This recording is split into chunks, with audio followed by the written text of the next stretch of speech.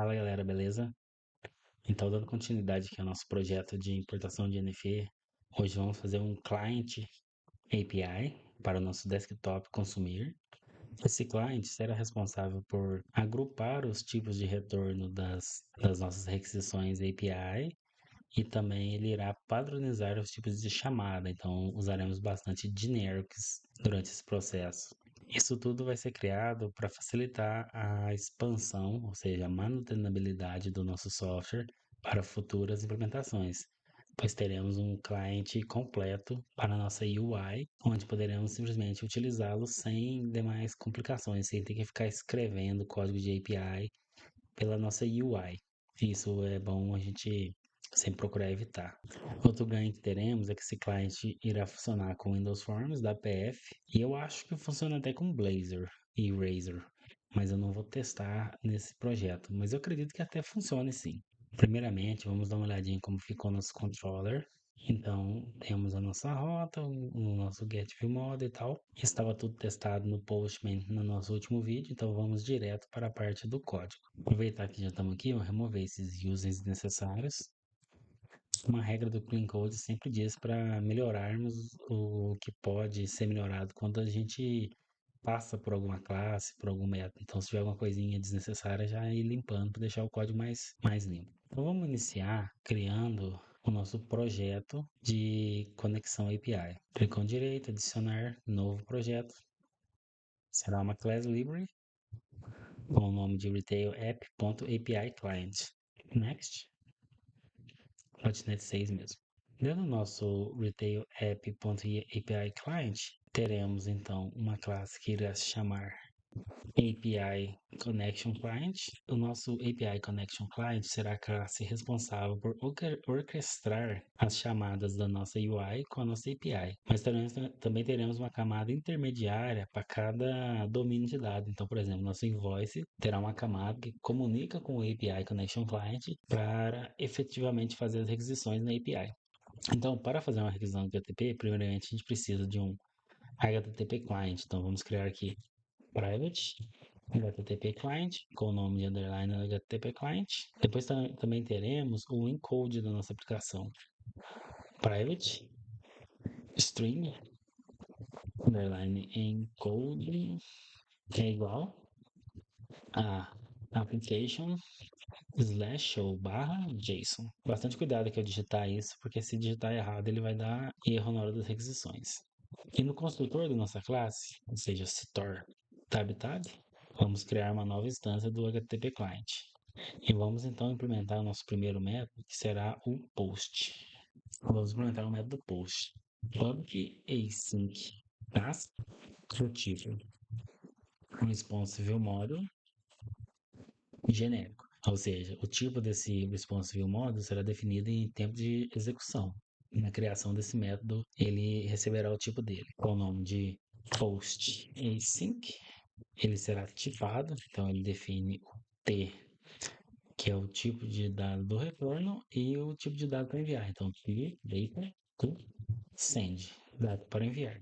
Ele vai ter dois parâmetros, a string, a URL da requisição, porque essa URL tem que vir dos nossos clientes, e o dado que irá enviar. Então, o dado que irá enviar é genérico, então ele será definido na hora da criação do método aqui. Então, T, data, to send, com o nome de data to send. E aqui então teremos nosso responsive model do tipo T, o nome do responsive model é igual a new responsive model do tipo T. Muito bem.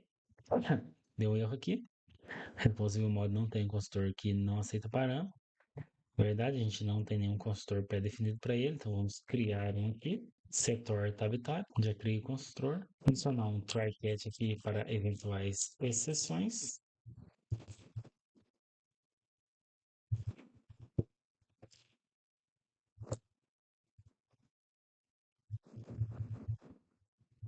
Vamos utilizar o nosso construtor de erro, né? Informando que deu algum erro. E vamos fazer o return. Vamos retornar ele. para fazer uma requisição POST, temos que criar um HTTP content, ou seja, o conteúdo do HTTP content. Então, o HTTP content, o nome do HTTP content é igual, só que aí temos que criar o HTTP content para essa requisição. No entanto, o post tem HTTP content, mas o put também tem. Então, vamos criar um método genérico para tratar isso. Então, esse método de criar o HTTP content tem que ser visível apenas dentro dessa classe, para que classes de fora não fiquem acessando ele. Então, vamos tornar ele privado, private, HTTP content, create, HTTP content. E esse método ele irá receber um t data to send. O parâmetro de entrada dele é tipado, então temos que informar o tipo aqui, data to send. Agora ele irá existir. Feito isso, vamos criar o corpo da nossa requisição, que será enviado como JSON. Então vamos criar uma serialização dos dados que vamos enviar como JSON. Então vamos criar uma string com o nome de JSON content, ou seja, conteúdo em JSON, que virá de JSON convert. O JSON convert ele vive em newtonsoft.json. Então vamos instalar a última versão disponível. Ctrl Ponto para exibir as opções. Aí ele já vai instalar e já vai adicionar o using aqui na nossa aplicação. Então, JSON serialize object, e ele vai pegar o data do send e a formatação de como que irá esse JSON. Então, formatting ponto indented. Então agora vamos criar o conteúdo do nosso content, do nosso HTTP content, só que em forma de string vindo daquele JSON. String content fica em system.net.htp, esse carinha mesmo, com o nome de string content, é igual a new string content, passando como parâmetro o nosso JSON content. Então, adicionado o JSON content, vamos adicionar o encoding ponto f8 no system.tests.encoding, adicionar o namespace completo, pronto, e o nosso encoding da requisição. Está ruim esse nome, vou melhorar ele para HTTP encoding, que aí não confunde com o encoding UTF-8. Beleza? Feito isso, adicionamos nosso string content ao corpo da nossa requisição. HTTP content com o nome de HTTP content é igual a string content, retornamos ele, return HTTP content. E aqui nós simplesmente enviamos os nossos dados que vierem com parâmetro para o HTTP content. Feito isso, vamos fazer a requisição em si, então using HTTP response message com o nome de HTTP response message mesmo é igual await o nosso HTTP client que instanciamos aqui em cima, esse carinha aqui. Então, underline HTTP client post async, passando como parâmetro a URL que veio e o HTTP content. E aí, capturamos o retorno desse contexto e tratamos a resposta. Então, nosso responsive modo será igual a await. Só que capturar a resposta será uma ação que todos os métodos que vamos ter aqui, então temos o post, vamos ter o get, o insert, o delete, terão. Então vamos implementar nosso método genérico para tratar os retornos. Então, código aqui em sintaxe do tipo response model do tipo T, com o nome de handle response, que é genérico também, do tipo T, e ele recebe como parâmetro um HTTP response message com o nome HTTP response message. Então temos um responsive model do mesmo tipo que está vindo, com o nome de Responsive model é igual a new responsive model. Aqui tem um detalhe, essa definição desse T, ela ocorre porque essa classe aqui, ela não sabe qual que é o tipo dela qual que é a definição do tipo dela, então ele não sabe de onde que isso vai vir, porque esse aqui é um parâmetro somente de retorno.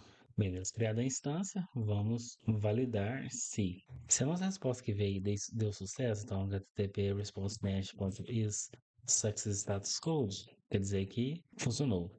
A gente vai utilizar o using HTTP content com o nome de HTTP content returned é igual a nossa HTTP response message ponto content. Vamos serializar o conteúdo do retorno como string return content string por ser igual a await HTTP content returns ponto read as string e sync. E aqui faremos um if se string ponto is null or white space return as string. Então, nosso se string ponto is null or not white space, ou seja, se o resultado disso for false, ou seja, se a string que estiver indo como parâmetro para esse método for diferente de nulo, for null e white space, ele não vai entrar nesse if. Caso ela seja diferente de nulo ou white space, ela vai entrar. Isso por quê? Porque se ela for diferente de nulo ou white space, tivemos um resultado positivo. Então, vamos adicionar aqui o responsive model é igual. Vamos utilizar o NewtonSoft JSON novamente. JSON convert ponto deserialize object passando responsive model do tipo T como parâmetro e o return content string como parâmetro do método. Ou seja, ele irá deserializar a string que veio da API para um objeto desse tipo. E caso contrário, caso isso não acontecer, ou seja, for outro código, responsive model.isSuccess é igual a false, nossa responsive model.http response message.reason phrase, beleza? Mas sobrou aqui o status, só que o status ele independe de se deu certo ou não. Então vamos atribuir ele aqui. Responsive model.statuscode é igual a http response.statuscode. Beleza? Feito isso, vamos retornar o nosso responsive model. E agora, nosso responsive model vai ser igual a await o nosso random response do tipo responsive model. E o random response ele vai passar o tipo definido no nosso responsive model e isso propaga até aqui. Agora tem uma coisa que não está legal aqui. Se a gente perceber, aqui a gente seta o resultado e aqui estamos tentando setar no try catch. Só que esse cara aqui, ele é redundante. Porque esse catch aqui, se acontecer em algum momento, por exemplo, dar algum erro aqui, ele irá trocar o código da exceção. Ele vai mandar para interno server error, mas às vezes é outra coisa. Então vamos tirar esse try catch daqui e deixar sem. E vamos pôr o try catch só lá no cliente, porque aqui de todo jeito, se ele não obter resultado, nem que seja um 404, ele vai dar retorno e não vai ter catch nenhum nesse fluxo. Vai ficar mais limpo um pouco e mais visível o tratamento das exceções. Beleza, feito isso, vamos implementar a nossa segunda etapa do nosso cliente, que é o nosso cliente do invoice em si, né? Que esse aqui é o genérico, todos vão usar. Agora vamos fazer o do invoice. Então, aqui dentro da nossa API client, vamos adicionar uma nova pasta com o nome de invoice client. E aqui dentro do invoice client, vamos adicionar uma nova classe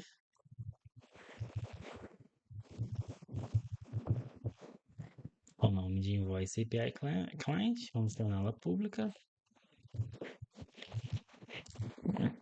E dentro dessa invoice client teremos um método que sim, task do tipo responsive model do tipo invoice view model com o nome de get by xml, passando como parâmetro a string. Então, string base 64 string, porque lá na API a gente espera uma string com base 64, né? Então teremos uma string URL que será igual. Aí aqui é o endereço da nossa API.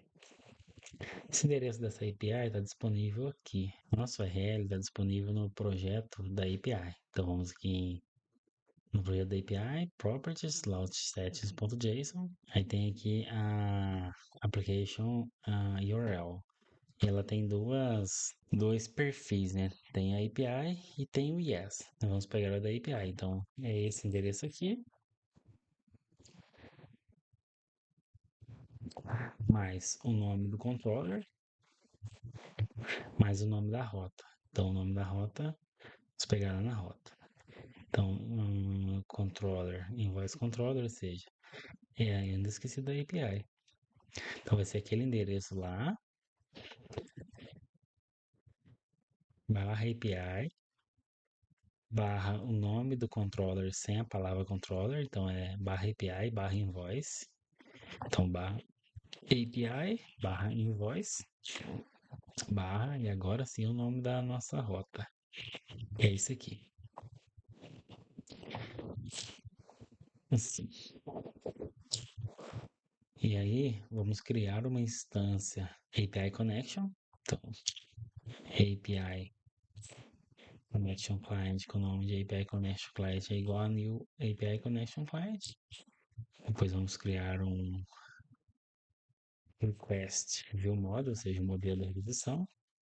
Modelo de requisição tipo string, que é o mesmo tipo que a gente espera aqui. Request view model tipo string, com o nome de request view model é igual a new request view model. E agora vamos setar os dados do nosso request view model. Então, request view model.data, request view model.data vai ser igual a nossa string com a base 64. Depois teremos o response view model do tipo invoice view model, com o nome do response view model vai ser igual a await API Connection Client.postAsync, passando o request view model como parâmetro. Então aqui ele está dando erro no post. Por quê? Porque não informamos quem que são os tipos de dados.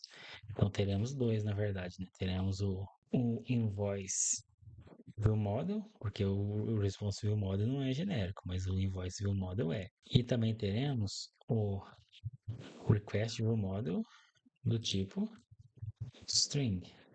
Por quê? Porque ele é o segundo parâmetro, que é o tipo de dado para enviar. Quando a gente analisar aqui, a definição de quem que é o tipo do T, na verdade, será definido no post, no método, e a data do send, que é o tipo de dado, é definido como segundo parâmetro. Continuamos com o erro aqui, vou analisar melhor. Não tem argumento que corresponde à data do send do tipo string, mas é com certeza, pois esse método aqui ele espera dois parâmetros. Um é o URL e o outro é na verdade, que é o request do model. Um é o URL e o outro é o request. Nós esquecemos de passar a URL. Pronto. Parou de passar erro. Parou de dar erro. E agora a gente retorna o responsive model. Beleza. Questão de entendimento aqui. Isso aqui é um pouco chatinho de entender. Porque o que é esse T aqui? T é a definição do parâmetro do retorno. Porque se a gente pegar e apagar ele, Ele passa a dar erro aqui, porque esse cara aqui não sabe quem que vai ser o tipo dele. Aí para a gente conseguir fazer com que esse T exista, ele tem que ser definido como tipo em algum lugar dessa classe, seja no parâmetro de entrada do método ou aqui em cima. Então, se a gente fizer dessa forma aqui, aí ele para de dar erro, ó. Ele funciona, mas ele tem que ser definido em algum lugar. Como o tipo do retorno não será definido a nível de classe, temos que definir ele a nível de requisição. Por isso que a gente coloca ele aqui. Vamos lá na nossa UI para fazer uma chamada nesse método. Então, vou apagar aqui, tirar esses users desnecessários.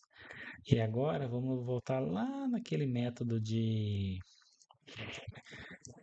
abrir o XML e vamos dar uma alteradinha nele. Então, vou pegar aqui no Shared, File Utility, vou copiar esse código aqui. E aqui no nossa UI, já que esse negócio de abrir arquivo é coisa de UI, vou deixar ele aqui na camada do Desktop UI. Criar aqui uma pastinha com o nome de File Utility. Poderia criar um projeto só para isso, mas acho que é desnecessário, ainda mais para o nosso escopo. Vamos chamar ele de File Picker. Lá no projeto antigo ele se chamava File Utility, mas acho que eu vou manter File Utility na verdade. Vou manter File Utility. File Utility.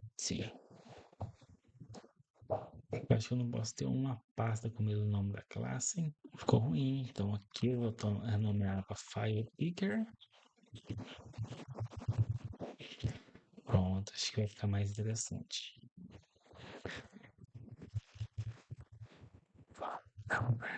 Aí, File Helper. Por quê? Porque a nossa File Utility, ele pode ter mais de uma ação relacionada a arquivos, né? Trocar aqui o namespace, senão isso que vai dar erro depois na hora de adicionar a referência. Tornar essa classe public static. Pegar aqui o código do File Utility. Colar ele aqui.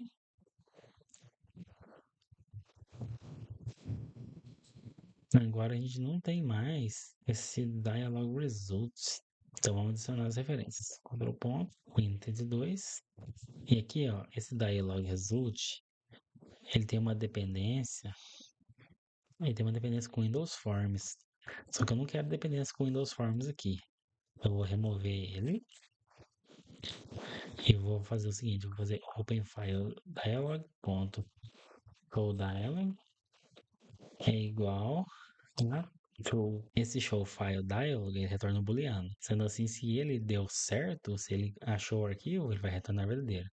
E se ele retornou verdadeiro, a gente pode ler o string e retornar o XML. Remover os uses desnecessários. E agora vamos finalmente para nossa camada de UI. Vou aproveitar a viagem, vou apagar esse cara, salvar tudo aqui.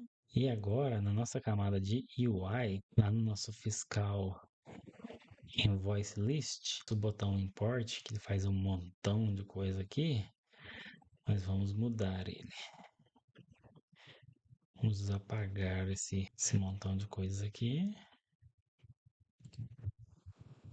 Adicionar um try catch aqui, porque se der erro aqui, essa aplicação vai fechar.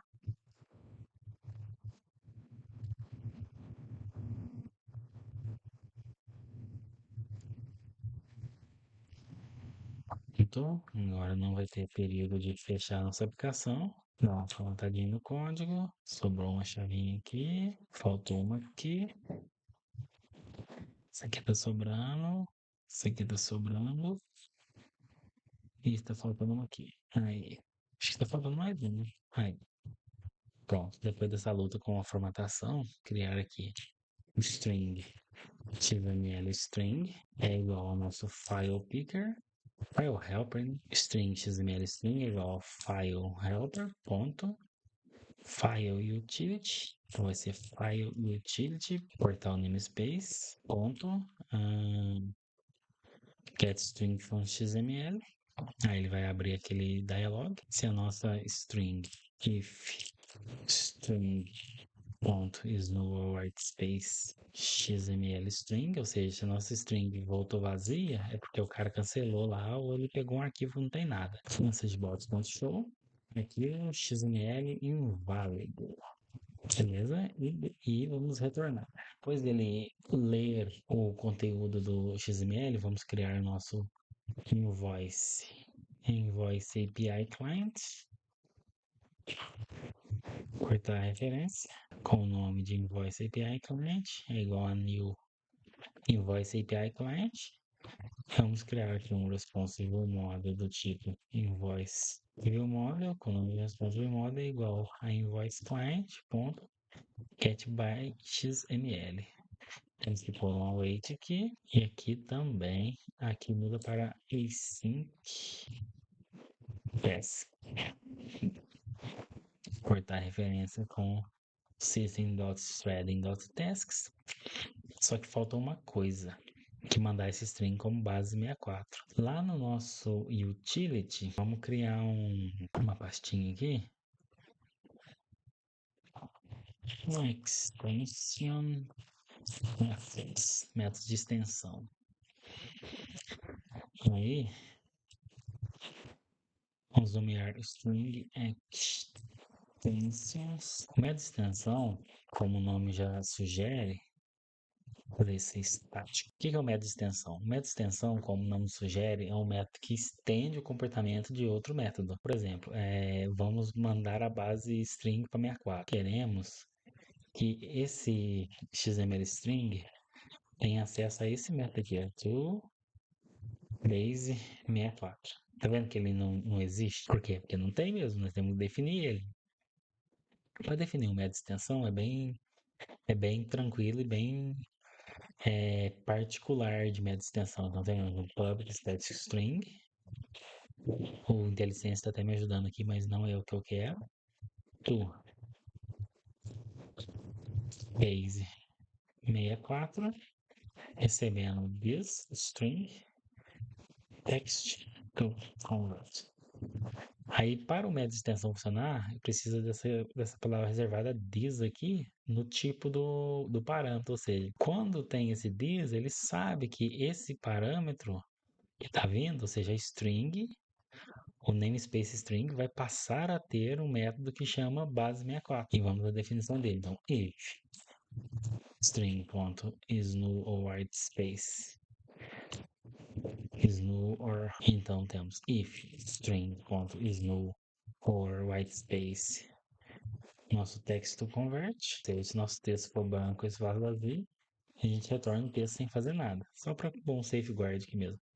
E aí, vamos converter esse cara para um vetor de byte. Então, byte com o nome de text to convert as bytes é igual ao nosso encoding.utf8.getBytes. Basicamente é o que o IntelliSense está sugerindo aqui. Beleza? E aí a gente retorna como convert.toBase64string o nosso texto converte as bytes, ou seja, os bytes do texto convertido, remover os users desnecessários como sempre. Agora a gente volta aqui no XML, deveríamos ter o método toBase64. Pronto. Essa é uma implementação do método de extensão bem tranquilo de implementar e de entender o conceito. Isso aqui é muito útil com strings. A estrutura de DD também usa bastante isso na parte da inversão de controle, onde a gente estende os serviços da injeção de dependência em uma classe utilizando o método de extensão. Bem comum fazer isso também. E agora, nós temos então o nosso supplier view model é igual ao response view model.data. Que a data, lembrando, nosso invoice view model tem supplier view model dentro. Ponto data, ponto supplier view model. Aí, agora sim, vamos testar. Vou fazer uma build primeiro.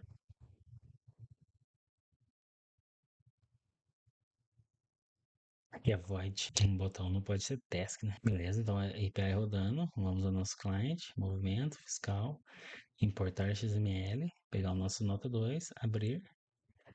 E tá aí, importando. do jeitinho que tínhamos planejado. Agora vamos entender o que acontece nesse call, importar. Vamos pôr um breakpoint aqui no nosso import, cancelar aqui. A mensagem não ficou muito boa, hein? Tem que validar se o arquivo é um XML antes de dar a mensagem que é inválido. Então, recebemos o XML da nossa NFE, tá aqui, no formato legalzinho. Depois a gente cria uma instância do nosso Invoice API Client, fazemos a chamada no nosso get by XML. Então, F11 para avançar. Antes dele chegar lá no método, ele vai converter essa string para a gente. Então, ele vai validar se é nulo, vai gerar um vetor de bytes e vai retornar ela convertida para bytes. Depois, ela convertida para bytes, vai vir essa string gigante aqui. Mas tá só string por enquanto, ó. Não tem encapsulamento nenhum para uma requisição. Feito isso, ele vai pegar o URL da API, vai criar uma nova conexão API direto. Lembrando que a gente está no Invoice API Client, ou seja, o cliente definido para esse tipo de dado. Depois, ele vai criar uma request de um módulo e aí sim vai passar a data. A partir daqui, nós já temos um objeto um pouco mais visualizável, vamos dizer assim, né? Pois ele tem a propriedade data dele definida aqui. Depois ele vai lá na API Connection Client, passando a URL que vai fazer a aquisição, data to send. Vai criar uma responsive model e vai criar um HTTP content. Aqui na criação do HTTP content, ele vai serializar os nossos dados que eram para ser enviados, ou seja, aqueles dados na base 64, e vai identar eles. Então o JSON content agora já vai ter uma carinha mais de JSON. Então aqui já abre a chavinha, passa o data, identa tudo bonitinho aqui e fecha a chavinha. Beleza, feito isso, ele vai converter isso para um string content, que é um objeto específico para o HTTP antes de fazer a requisição, colocando headers, colocando body, tudo de acordo com os padrões que tem que seguir para enviar para uma API, e vai atribuir a ele e vai retornar o HTTP content. Depois, ele vai efetivamente fazer o post da mensagem. E aqui, na hora que ele fizer o post, ele vai bater aqui no controller. Point aqui para a gente já ver. Então, ele fez o post de lá, ó, o breakpoint já parou aqui, então chegou na API. Aqui no controller, ele vai criar a resposta, vai atribuir os bytes, vai pegar aquele XML byte, vai converter de volta aqui. Devemos fazer uma extensão para melhorar isso aqui, hein? É isso mesmo. Vou voltar isso aqui para base, volta isso para string normal, né? Desconverte de cá. Cria uma instância nova da invoice. Até agora, nosso invoice só define o supplier e o phone e o address, né? Dentro do supplier ainda e retorna. Aí ele vai fazer todo o caminho de volta. E vai retornar aqui. Então, ele retorna um novo objeto tipo status code com o código OK e a nossa responsive model efetivamente. Lá da API, isso aqui vai voltar para a UI, com um breakpoint aqui, e vai cair lá na onde que chamou. Então, a supplier view model vai receber esse valor do que veio e vai chamar o formulário passando ele como parâmetro. Quando chamar o formulário passando ele como parâmetro, ele vai atribuir a variável do supplier lá no formulário e setar os data context e os item source dos grids. Com isso, vai exibir os resultados. Bastante coisa nessa etapa, né? Essa etapa ela é bem extensa. E olha que eu busquei simplificar um pouquinho, porque a parte da criação do cliente por si só ela é bem extensa. Então, eu trouxe só um dos métodos. Eventualmente, vou implementar os demais para deixar aqui de exemplo, né? Mas a ideia era essa mesmo, mostrar o funcionamento. Agora, a próxima etapa será adicionar um pouco de usabilidade nessas telas e implementar a persistência dos dados. E aí, com essa persistência dos dados, vamos poder finalmente liderar esse projeto completo até o ponto da premissa de importar dados da NFE. É um bom exemplo para a galera seguir e ter como inspiração. Beleza, galera? Era isso que eu tinha para mostrar para hoje. Se você gostou, se você curtiu, deixa o like aí. Comenta alguma dúvida se você tiver. E a gente se vê logo no próximo vídeo. Valeu!